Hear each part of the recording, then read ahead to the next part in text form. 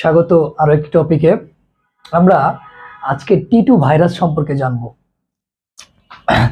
দেখো, এটি হচ্ছে টি2 ভাইরাসের একটি চিত্র। আমরা জানি ভাইরাস হচ্ছে অতি আণুবীক্ষণিক অকোষীয় এমন একটি প্যারাসাইট বা পরজীবী যা জীবিত পোষক কোষে বংশবৃদ্ধি সহ জীবনের অনেক লক্ষণ প্রকাশে সক্ষম।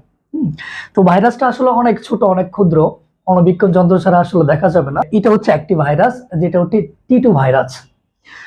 যদিও এটা এক প্রকার ভাইরাস, কিন্তু এটাকে টি2 ব্যাকটেরিয়া ফাজ বলা হয়, কারণ ফাজ হচ্ছে যে কোনো ব্যাকটেরিয়া প্রতিরোধী, অর্থাৎ অ্যান্টিব্যাকটেরিয়াল।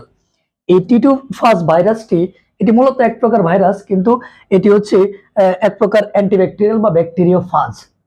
চলুন দেখি এই সম্পূর্ণ গঠনটিতে এর সম্পূর্ণ অংশটা তিনটা অংশে বিভক্ত। একটা হচ্ছে এর মাথা, একটা হচ্ছে কলার, এবং একটা হচ্ছে এইটুকু অংশ